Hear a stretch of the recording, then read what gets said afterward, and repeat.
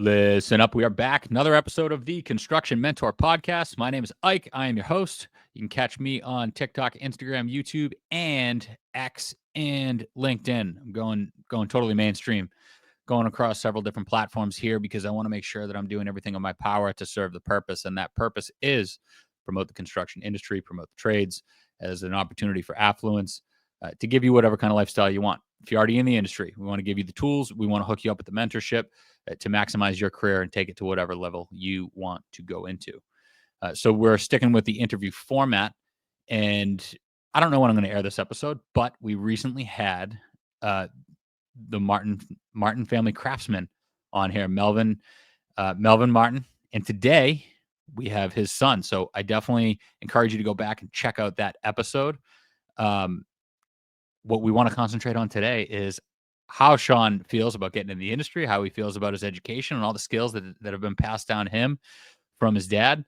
And I think that's important because I think, when I think about this story and I think about my own career path and how my life has turned out, if I was ever privileged, a lot of people want to say a lot of things about tall white dudes with the collar and the watch, and how easy life must have been for me. It wasn't. Had a lot of tough things that I went through, but a privilege that I did have was that I had an early exposure to the construction industry, and how to navigate myself in this industry was definitely an advantage that I had. And what I'm trying to do here is pass on that privilege to other people. So happy to have Shawn Martin. Shawn, how are you? Absolutely fantastic. And Shawn, how old are you? I'm 21. I turned 21 in August. 21 years old.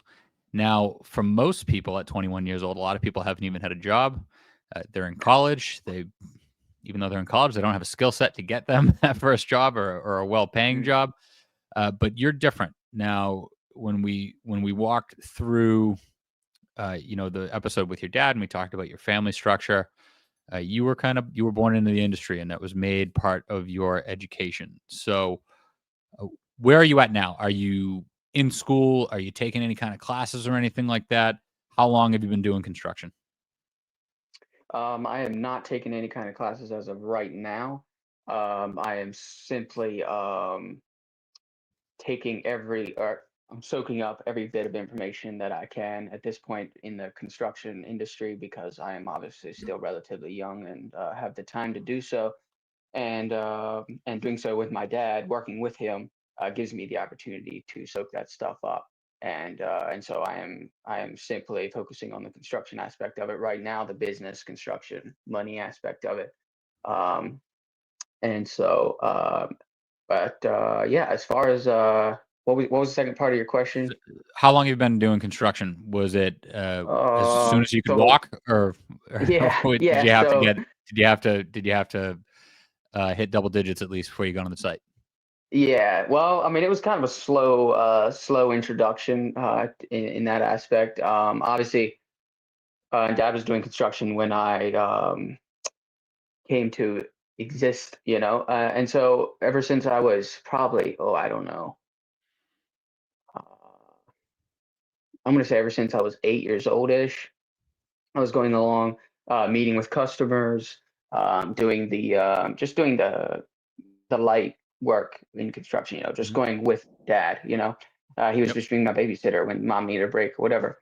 And so that's when I started, I say I was probably about 8 years old. And then the first time or period that I started getting paid, working with him, um, I was, I was 10 years old. And that was obviously not a job. I was just doing things on the job site. And he was obviously, Right. if I'm going to be working, I may as well, or I'm going to be getting paid, even if So it that was was just being probably there. a lot of go get this, go get dad that, Oh, for sure. Yeah. I was measure the this, gopher. Yeah, yeah. Go for this, go for that. Yeah, yeah.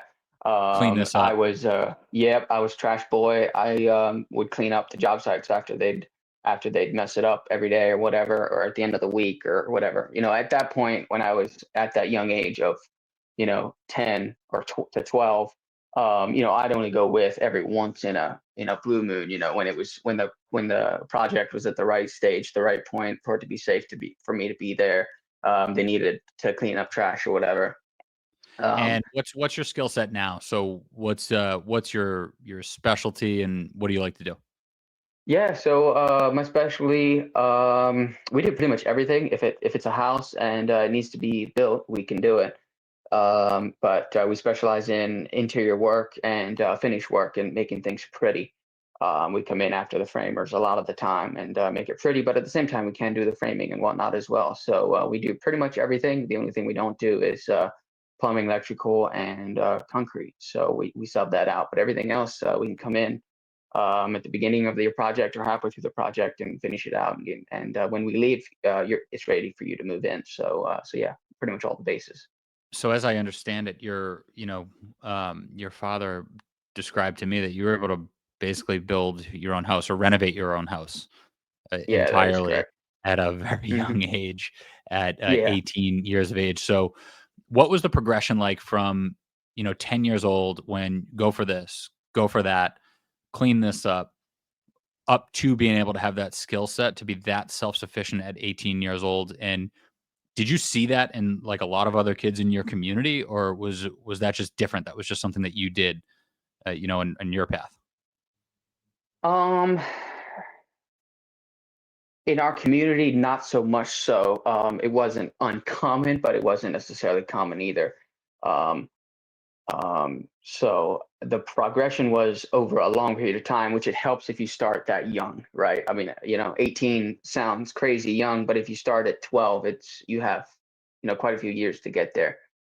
Um, but it was definitely a slow process, but at the same time, not really. I was working full time when I was 16, and so from that 16 to 18, that 2 to 3 year gap, where I was working full time, um, I that's probably the main um, time frame that I learned most of what I know today.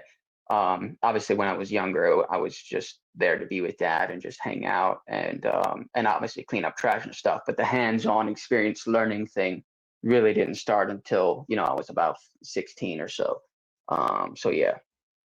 Got it. Yeah, I mean, I think, in any education or any kind of career path you get, it's all about the experience and how early you get it. I had a similar career path. I was on job sites with my father, and my father was an HVAC guy. And, even if it was something as simple as cutting up scrap copper and throwing it in a barrel and separating number one and number two, or cleaning up a job site, I got exposure to the job site. I understood what certain things were called. You get Exactly. you get acclimated, right? Like that becomes like your Yeah. normal world, where I think a lot of people don't get that even if they go to college for construction until they graduate when they're 23, 24. So, you even just being there, you're 21 now, you got an 11-year head start. By the time other kids get in there, 23, 24 years old, you're going to have a 14-year head start. So that's incredible for you. What when you Here's something interesting. Now, I knew certain things at a young age because I was on a job site all the time. I knew how to dress. Hmm. I knew, not to have my hands in my pockets, to walk with intent, always pick stuff up and, uh, show up on time, things like that. Did you feel like that was passed on to you early? And when you see other young guys coming on a job or around construction, does it stick out to you when they don't have things that are like second nature to you because they were drilled into you at a young age? Oh, for sure. Oh, yeah. I think back to the first job. This is burned very vividly in my memory. Um, the first job that I got legitimately paid to work. Obviously, it was I'd go with dad just off and on, but this was dad was like, all right, you're gonna clean up this house, and I'm gonna pay you to do it. And it was yeah, I was about that 10 years old. It was the first job that I got paid for. And I remember I was supposed to vac the whole house, and I did so. But at the same time, previously to that, I would kind of play and whatever, just kind of bounce around and just kind of be there, just doing what a boy does, right? And nothing wrong with that. But in this case, Dad had gave me the job to sweep the house, and he had told me that he was going to pay me to do it. And halfway through it, whatever, I go back to just frolicking around and playing and whatnot. And dad came up to me and said, I don't care if you play. and if you do, what you're used to doing in the as far as being a boy. But if I'm paying you to work, I'm paying you to work. I'm not paying you to play. So he said, if you want to get paid, you got to work. Now obviously, if you don't want to work, that's okay. You can play. You just won't get paid. And that was very that was I can very vividly remember that because it was very it wasn't heavy, but I got the realization that in order to be worth something to a company or to my dad's business in this case, um, I have to be intent with my actions and thorough with my work and do the best that I can. And so, yeah, absolutely, that was drilled into me at a very young age, and I'm very grateful for that now because pretty much anywhere you go, the number one thing that a business boss or whatever is going to be looking for is he's going to be looking for someone who, yeah, knows what they're doing, but largely has a good work ethic and the drive to push himself and work because you can teach someone how to read a tape measure and swing a hammer, but you can't, or it's hard to teach, a 25-year-old or whatever to work hard if that wasn't Well, instilled it's into him as a kid. exactly. It's certainly hard to do that late in the game, and I think that Yeah. there's a narrative or a notion that the objective in life is to maximize indulgence and minimize input or Mm, hard work. yes. And for me, from a young age, it was also very apparent. Like you're getting paid to do a task, you're getting paid to produce, and if you're not producing, then you're not going to get paid. I Exactly. have a story that I always share with my father. I showed up at work at 6:02 and my boot was untied, and he said, "All right, well, why don't you come back tomorrow? Maybe you'll be ready. You'll be on time and you'll be ready, and you can get paid then." So that was Right. a harsh lesson to learn, but I think it's very very obvious when I have younger people in their 20s, whether they're in labor or they're coming into management, and they didn't have those skills instilled in them early on. So Hmm. I think that there's a tremendous amount of value in that because you're Oh, right. for You sure. can learn certain other skills and how to read a tape measure and do math and all these other things at any time, but can't teach lazy. It's really hard to teach Yeah. somebody out of being lazy. So Exactly. now, as you were growing up, and so you were homeschooled, and a lot of your education was this being on the job site, especially when you're in your teens. What was that like for you? Like, did you feel different? Did you struggle with that notion? Was it just normal to you, so you didn't know any better, or you didn't think twice about it? What was that perspective like for you growing up? The school aspect wasn't it wasn't weird. It was a question that absolutely every customer out there asked when I'd show up. And it's a 15-year-old or whatever on the job site, and they're like, "What do you do for school?" They're kind of skeptical about it. And so it was a question that I got asked all the time. And the simple fact was, I did school. I just did school after work or weekends or whatever. And so I was probably doing a lot more than most young kids my age were doing. Obviously now I'm extremely thankful that I did that. But no, it wasn't weird. It was I loved it, and I love the aspect of being able to get out of the house and go work and see the world and see people and take that adventure. I think people now say, why would you do that? You only get one childhood, live it. And I feel like I did live it more so than most kids do that if they go to public school or whatever, because they're stuck in a classroom for you know until three in the afternoon, most of their day, and then they got homework and whatnot, and so yeah, the school was definitely drawn out a little longer than it wasn't grinded. I wasn't grinding through it. I was doing two things at once. I was doing construction and I was doing school as well. So it took a little longer, but at the end of the day, I know how to run a business. I know how to build a house, and I know how money works, and all those things that I need for a successful life in the trades or really in anything. I need that foundation, and so I'm very grateful for that. Yeah, listen, I think for somebody to get a skill set that they can not only put food on their table, but literally build a house for their wife, Yeah. before they're even 20 years old, before they can even legally have a beer, is something Yeah. that we've gotten away from. You know what I mean? And this Oh, for notion that sure. kids, Sadly, yes. especially young boys, this notion that we're supposed to like sit in a classroom and behave and be docile for hours on end, 8 hours a day, and then go home and then do the same thing to do your homework, all the while not picking up any useful skills that can keep us employed or any useful skills that can provide a roof over their head, literally provide a roof over our head for our family, Hmm. is kind of ludicrous, right? Like we've gotten away from being with our families. We've subbed out parenting and teaching to basically the government and to school systems. And we're not doing it in a way that enables our kids to stand up on their own 2 Hmm. feet. And I mean, it sounds like you were able to do that. You learned a ton from 16 to 18, and like I said, you were literally able to provide a home for your family. Hmm. And now you can take your skills, anywhere. So what how did you meet? So you got married at a very young age for a lot of people. Yes. Hmm. You know, I didn't get married until I was 29. So you Oh got yeah. married at 18, 19? I got married at I was just turned 20. I was 20. You I were 20. had Okay. yes, yes, I was 20. Uh Going back to what you were saying about uh well, getting married at 29 or whatever, and the aspect of doing school and kids doing the same thing over and over in a classroom. Yeah, sadly, for some reason, we think that, or society has a tendency to think that we can grow up until we're 30. You know, we can be kids until you're 25 or 30. You can kind of we've extended our childhood to 25 or 30, and it's like, you're 20 years old, you got another 10 years, live it up, party away, or just go through life with no goals or perspectives on your future and whatnot, and just send it. You got 10 more years before you got to start acting like an adult and being serious.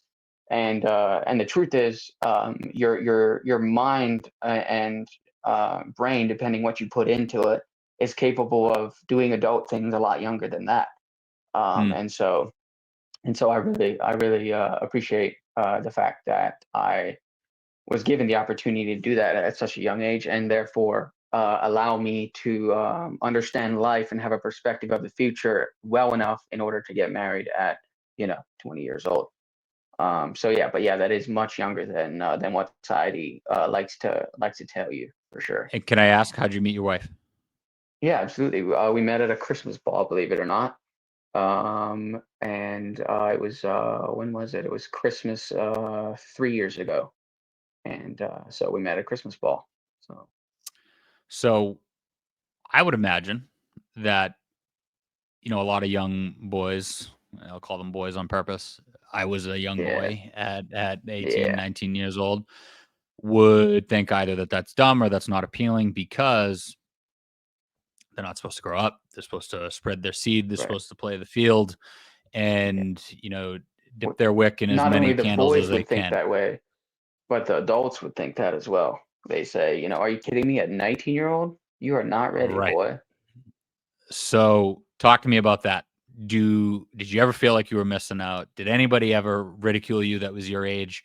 And what goes through your mind? Because I think that one thing, especially in the construction industry, that we do terribly is we set expectations and we set a narrative for young people, specifically young men, right? People Hmm. constantly complain about their wife. They constantly complain about their kids. They talk about how it always sucks. Don't ever get married. Don't ever settle down. Yeah, Yada, yada, yada. Right. You are the opposite end of the spectrum. You got married at 18 yeah. years old and you're clearly, happy about it. So Hmm. what is it like to hear older guys say things to you like that and maybe even people your own age?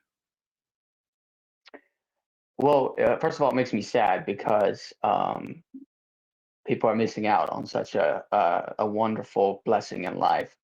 Um, so it's sad in part, but it's also encouraging in that society is deeming me crazy, because I don't want to be like society. Um, but I definitely got ridiculed, or I don't know if I'd say I got ridiculed. I got questioned Are you sure that you are capable of supporting a wife, supporting a family? Are you sure that you're making the right decisions? Are you sure you want to do this? You might change your mind in 5 years or whatever. And I don't know. It's just in my growing up years, and from the jump that I made from 16 to now, I don't feel like I missed out on anything. I feel like I am, if anything, my life is only now starting, and it's so much better in that I have someone to do it with. I can enjoy those years that everybody else misses out on because they're out partying and having fun and living their life. I can live my life with my wife in an atmosphere that is wonderful and comfortable. And I think the whole aspect of getting married young and whatnot, people freak out because it's like, well, it's responsibility. I don't want to tie myself down. I don't want to be, I don't want to have to, answer to my wife or whatever because she's my boss or something. Um, but the truth is, the responsibility that marriage brings, and that family brings, and whatever, even construction, like running a job site or whatever, the responsibility that brings is what makes you a better person. It forces you to realize that there's more to life than just sitting on the couch and playing video games, or going out to the club and hanging out with the women and what have you. There's more to life than that, because the reward for taking on responsibilities such as marriage is outstanding, and I can't recommend it enough, for sure. I obviously don't have 10 years of experience to prove that, but so far the year that we have been married has been absolutely fantastic. So Well, amen, man. I think that that's admirable. I would want my son to follow the same path. It's not a path that I took initially, but I right, came to that conclusion much later, 10 years behind you. Put it at 10, 12 years yeah, behind you, which is okay. I mean, that's I'm okay. I'm here now. I can Yeah, say for that sure. my wife, for me, and what guides me in my career now, is the person that she inspired me to be. I didn't really understand what I wanted out of life, or what I wanted, or what being a man meant to me, until I met my wife. Mm, And in retrospect, that wasn't all of the reason why I chose her and wanted to marry her, but it's the reason now, right? It's the reason that I'm holding it right. tight now. So what was that perspective for you? Like, what was it about your wife that made you think she was the one? And not only the one, but like, you're gonna lock it down now, and you're calling the game Hmm. early. Hmm. Yeah. Well, I think one of the most important things is, especially, I think one of the most important things is that you marry your best friend, and she was definitely my friend.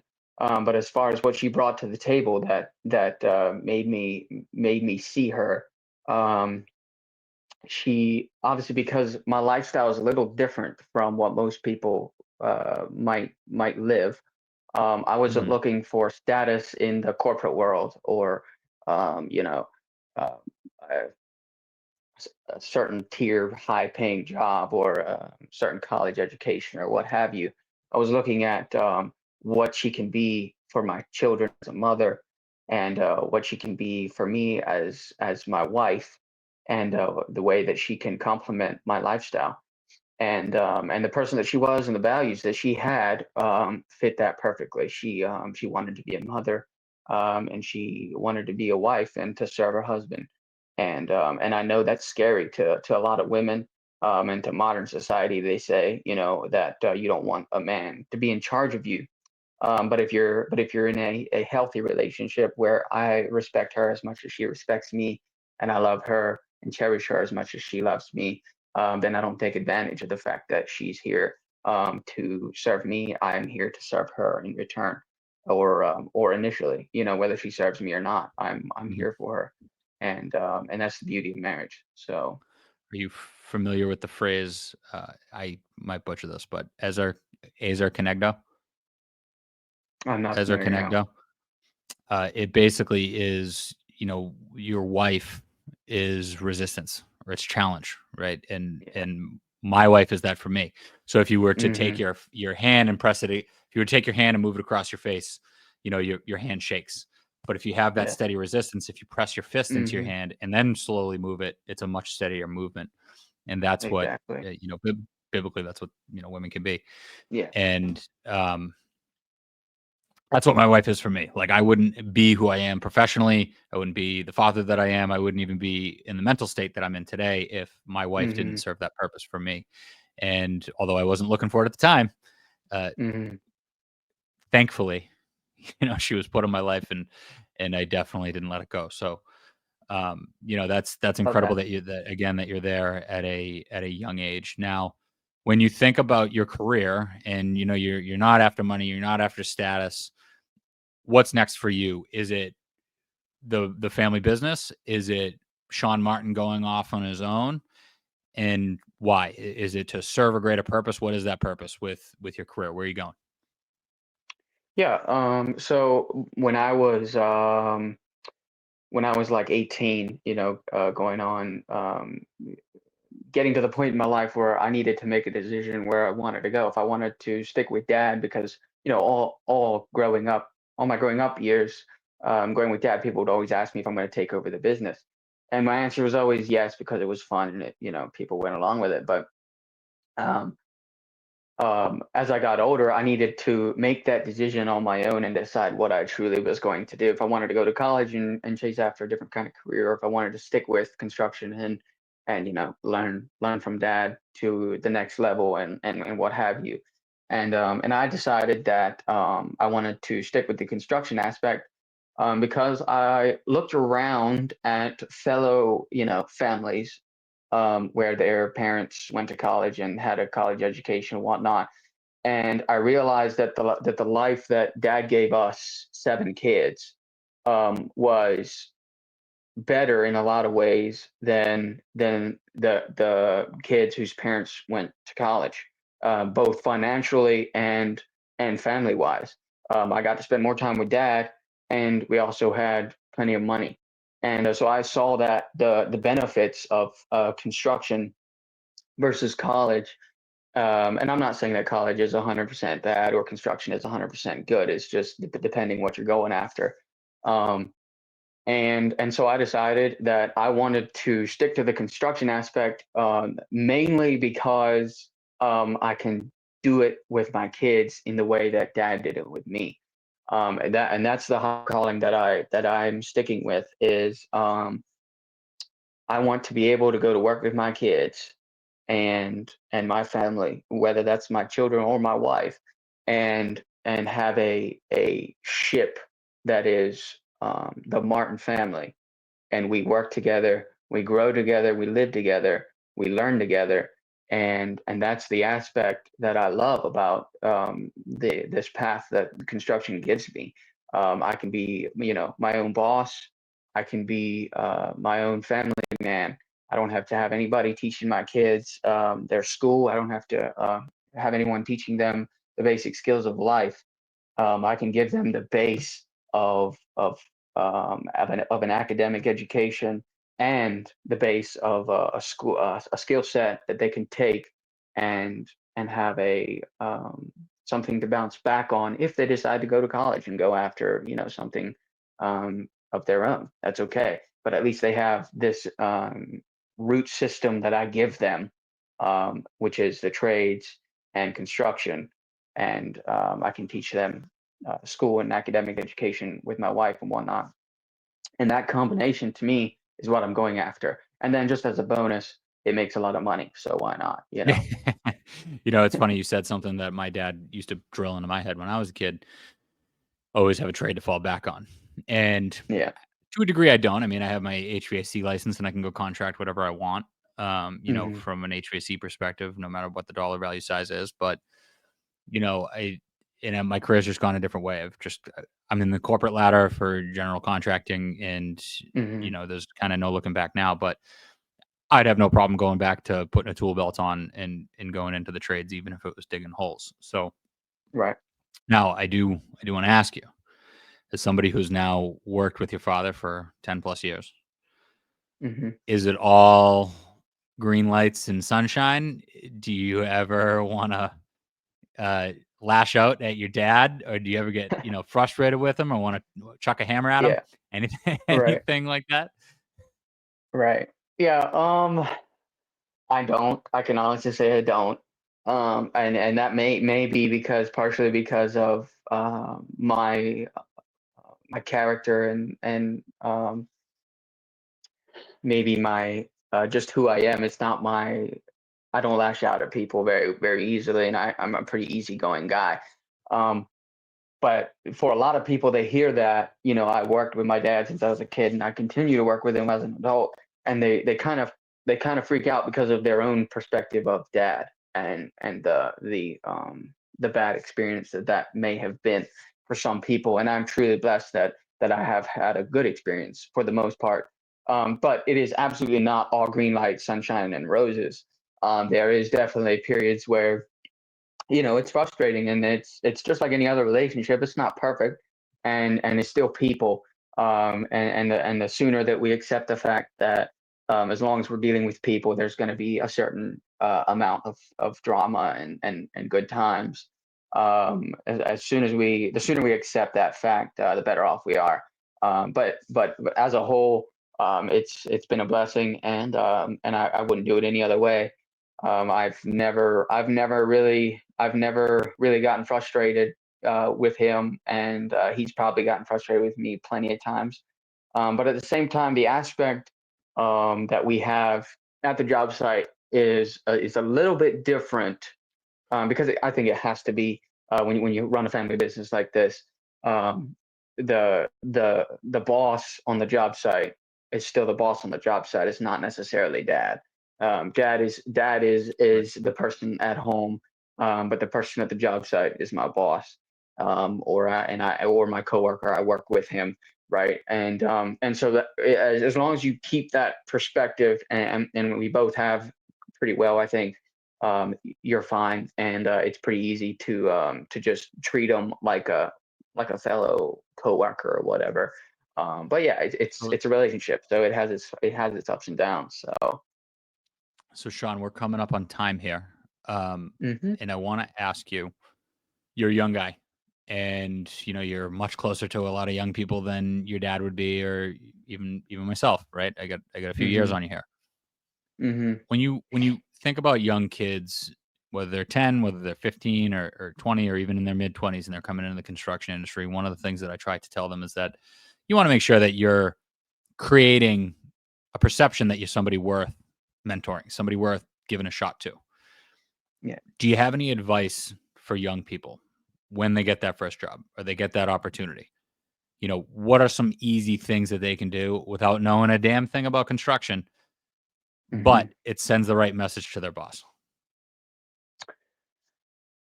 Yeah. Be able to work like a horse. Be willing to work. I don't know where this perspective came into society, especially young men, or I felt like it was targeted on me by society. Is the perspective that you don't have to work hard, or you don't have to have a good work ethic. You can just kind of sit around in life, and money just kind of falls out of the sky, and you don't really have to do anything for it.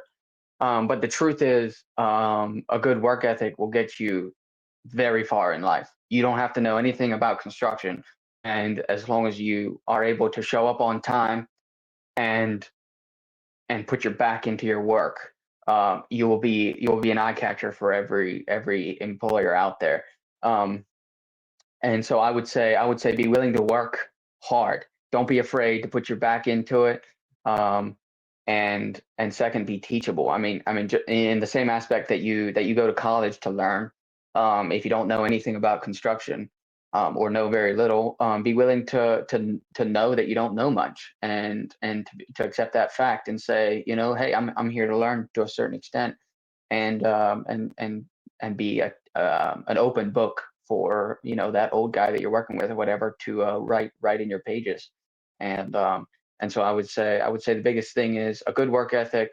And honestly, the other thing is, in today's world of construction, and I'm sure that you probably feel the same way, the bar for construction workers is very low. Pretty much as long as you have long hair and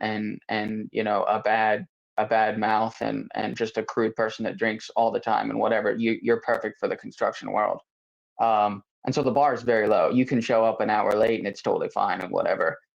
So right now it's very easy to put off or to be a good construction worker, just simply by showing up on time and doing what you said you were going to do. You do just that, and you're going to be better than 80% of the rest of the guys.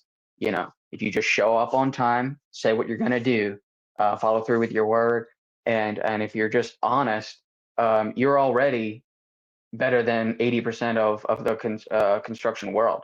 And so it's really not that hard right now because of I don't know if it's just the degrading of society and how low of a perspective that we put on construction for the trades world. It's not respected really at all, and it's kind of sad that it's that easy, or that low of a perspective. But at the same time, it's good if you're trying to get into it, because your bar is low. Just if you come at it with a professional attitude, you're going to stand out. And so that would be something I would say. I think you hit it head on. You hit the nail on the head. And for you to have that perspective at 21 is incredible. The bar is low, which means if you just show up and you do exactly what you say you're going to do, that's a way to shine and that's a way to stand out. Yes. And that's sad because it should take more than that. But the fact is that it doesn't right now. So, yes. I think that's and incredible I would say advice. be more than that. Be more than that. Be more than just showing up on time and following through with your word. But that's how easy it is. That's the Right. bar. So do better. Do better than that. Be better than that. It's not that hard, and you excel. Yeah. I mean, I think in general, I try to be disciplined in the way that I work out and the different things that I do, but it's all because I Mm-hmm. try to be disciplined about constantly trying to get a little bit better every single day. You don't have to build the world in a day, just like God didn't build the world in a day. So you don't have to become the ultimate builder or the ultimate man or the best father. But if you're always Precisely. taking action in a positive step and trying to raise that bar, even just a fraction of a percent every day, you do that over time, and the needle's going to be moved quite a bit, and you're going to stand out and you're going to get rewarded for it. So, amen to that, Shawn. Mm. I appreciate you for coming on. I'm excited to see where your business goes, and eventually, I'm sure as you kind of blossom into other things, and then maybe your dad starts working for you as he gets a little bit Mm-hmm. older, and you kind of take the wheel with the family. And I'm excited to see. I believe did you just have your first child, or is your first child on the way? It's on the way. It's on the way. On the way. Well, In the congratulations. oven. Thank you. It's in the oven. I say the same thing. Well, congratulations. I can tell you that being a father is the best job that I've ever had. I'm genuinely looking forward to it. Above construction. So it's a new challenge. It's a blessing for sure, and it changes your perspective on life. So when I that can't happens, wait. I'd be excited to talk to you and get your perspective on that. Even Oh, for even sure. at your young age, you have a mature perception on the world that I think a lot of young guys could use. And I think that's why, as Mm-hmm. I told your father, I think that's why both of your pages, your content's blowing up. So go Mm-hmm. check out at craftsman's_son on That's Instagram. correct. He's got awesome carpentry content. And then his dad and the family business is Martin Family Craftsman. And again, you can check them out on Instagram. So, Shawn, I appreciate you coming on. Again, this is the Construction Mentor Podcast. If you're still listening, we love you, and we will see you next time.